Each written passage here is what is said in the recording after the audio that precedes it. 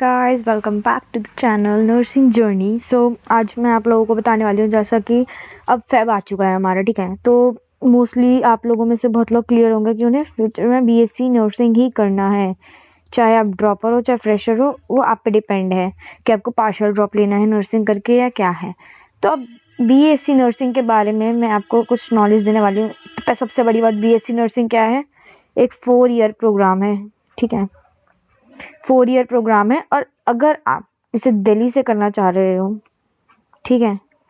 मैं भी एक बीएससी नर्सिंग स्टूडेंट हूँ एंड मैं दिल्ली एनसीआर से ही कर रही हूँ। ये बहुत बहुत बहुत अच्छा कोर्स है, सही माने तो। हाँ, इंडिविजुअल टू इंडिविजुअल डिपेंड करता है कि आपकी कैपेबिलिटी क्या है। अगर आपको लग रहा है कि आप नीट निकाल सकते हो और आपका हो जाएगा तो वेल एंड गुड है, बट कहीं ना कहीं अगर नहीं लग रहा है अभी, तो खैर आप नीट के लिए ही पढ़ो, ठीक है।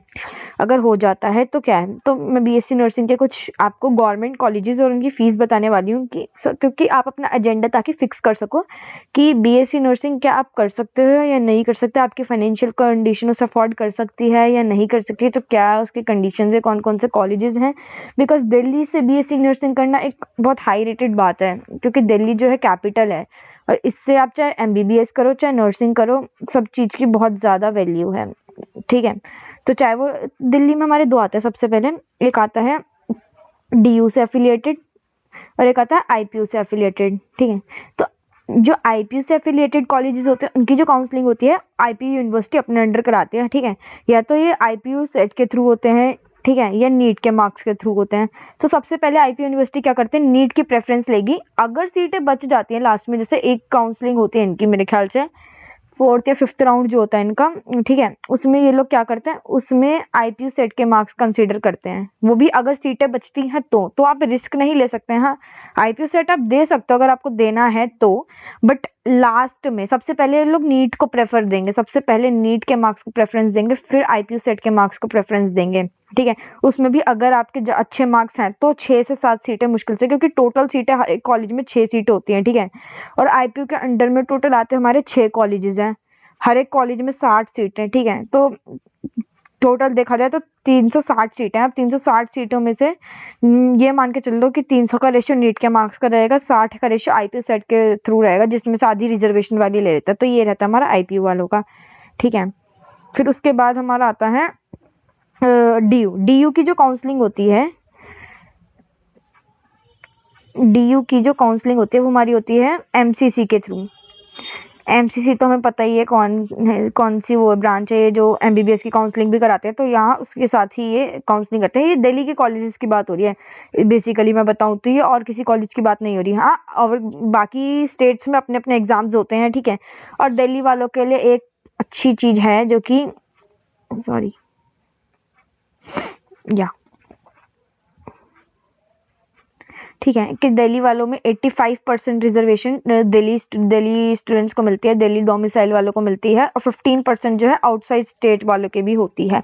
तो आप ये नहीं है कि अगर आप बाहर ऑल इंडिया कोटा के थ्रू होते, अगर आप दूसरी स्टेट के हो तो आप नहीं कर सकते, नहीं, सब कर सकते हैं, ये सबके लिए एक्सेसिबल है, ठीक है। तो हाँ, ये हमारे कुछ गवर्नमेंट कॉलेज, गवर्नमेंट और आई गेस प्राइवेट भी हैं इसमें।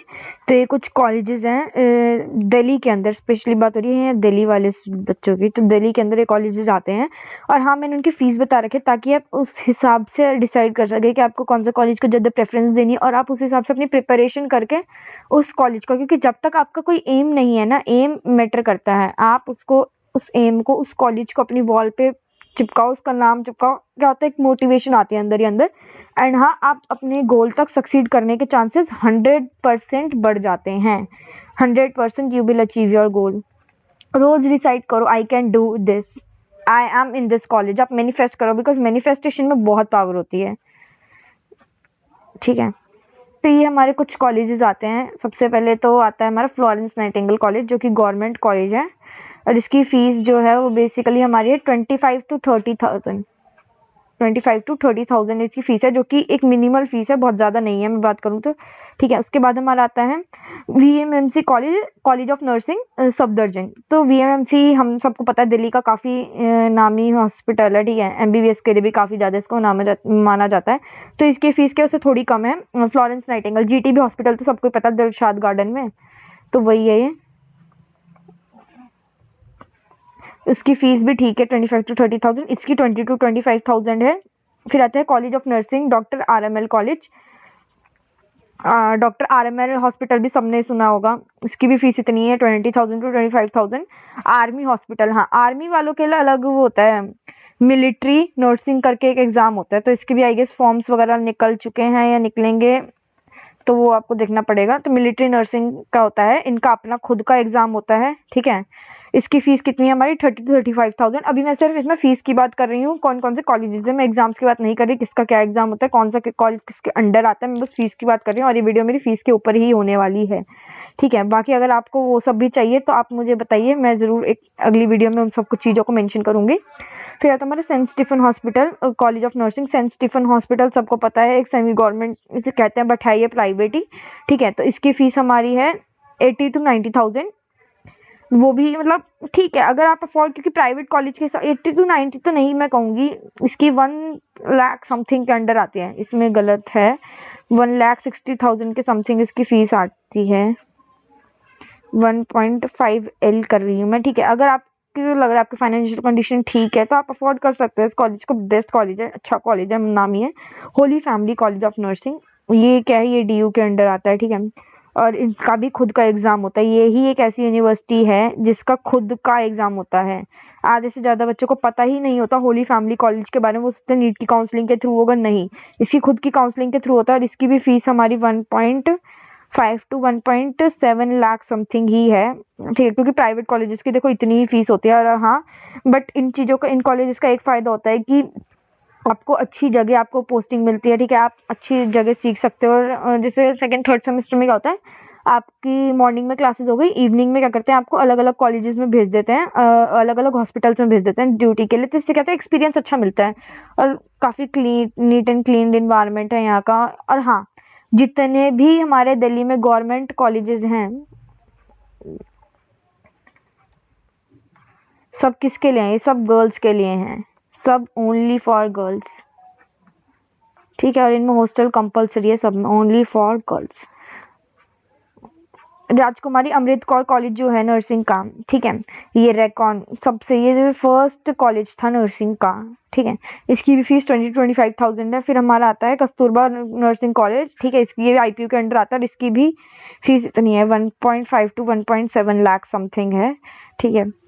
फिर उसके बाद आता है एम्स। एम्स का तो खुद का एग्जाम होता है, सबको ही पता होगा, एम्स का पैरामेडिकल और नर्सिंग का अपना खुद का एग्जाम होता है, पैरामेडिकल नर्सिंग का खुद का एग्जाम होता है, ओन एग्जाम होता है इनका, तो वो आपको देना भरना पड़ता है, उसकी मतलब अलग से फॉर्म भरोगे। हाँ, फीस तो जो है बहुत ही ज़्यादा सस्ती है, एनुअल फीस जो है आपकी 6,000 है शायद, आइए हाँ 6,000 ही है, 6,000 के अप्रॉक्स से, बहुत ही ज़्यादा सस्ती है, ठीक है। सबसे मिनिमम फीस जो है ना एम्स दिल्ली की है, सही बताऊँ तो। फिर आता है हमारा लेडी हार्डिंग LHMC, बहुत ज़्यादा नामी कॉलेज है, इसकी सेंट्रल गवर्नमेंट के अंडर में आता है, 7,000 से 10,000, इसकी भी बहुत ज़्यादा मिनिमल फीस है। एम्स दिल्ली की मुझे लग रहा है कम है fees, I guess, I am not sure, ठीक है। VMMC की बात करें तो मैं ऊपर बता ही चुकी हूँ, RML कॉलेज भी हो गया, VMMC भी हो गया। जामिया हमदर्द की मेरी ख्याल इसमें मुस्लिम गर्ल्स को ज़्यादा प्रेफरेंस मिलती है, पहले मुस्लिम गर्ल्स को ज़्यादा डोमिसाइल मिलता है, ठीक है, उनकी रिजर्वेशन होती है, आई गेस 85 समथिंग होती है इनकी रिजर्वेशन, ठीक है। इसकी फीस 80 to 90 नहीं है, इसकी है आपकी 1.3 लाख to 1.5 लाख के समथिंग है। आर्मी कॉलेज ऑफ नर्सिंग की भी बात हम ऊपर कर चुके हैं, तो हाँ यही सब कुछ कॉलेजेस आते हैं। सबसे बड़ी बात, ये ओनली फॉर गर्ल्स हैं, बॉयज नहीं बढ़ सकते। आपकी एज कितनी होनी चाहिए, 17 ईयर्स से अबव होनी चाहिए, 17 ईयर्स to 35 ईयर्स होनी चाहिए, ठीक है।